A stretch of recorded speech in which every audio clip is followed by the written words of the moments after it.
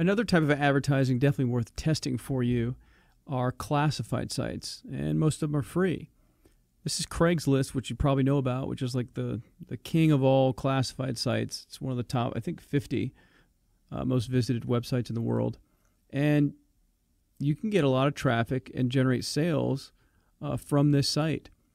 But the thing about Craigslist is that the rules are constantly changing, and they don't really like marketers too much.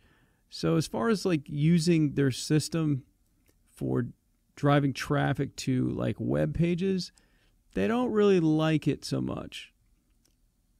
It can still happen. They can still, they allow it to happen in certain ways if you do it right. But you should just know that most of the listings in here are kind of localized type things. Someone selling a couch, or, typically what you'd see kind of in the classified section of a newspaper. That's kind of how this was created and emulated after. If you have a local business of some kind that you want to drive traffic to, this is a gold mine for you, because you can generate a lot of traffic from Craigslist. If you do anything with real estate, this is a gold mine. We talked about serializing different things. This is a great place to promote real estate related products, because you can do it by all the different locations. So it can be like Florida foreclosure, information, or North Carolina foreclosures, so on and so forth. But it's a little tricky, and you got to be careful how you do it. Check the resources section for some links and tips about actually taking advantage of Craigslist. Because their rules seem to change so fast, I didn't want to put it on the CD because it'd probably be outdated by the time, between the time I record and the time you're actually viewing this. But definitely look into Craigslist. It has some good potential to generate some free traffic. But again, strict rules, not favorable to sending traffic to a site. And you got to be smart how you do it. But there have been some people that have made thousands and thousands of dollars from the free traffic they generate from Craigslist. So you'll definitely want to consider it. Here is a Craigslist clone, essentially, by eBay. This is Kijiji, I think it's announced. Horrible name, I think. Hard to spell. I mean, look at this thing right here. Just look at that.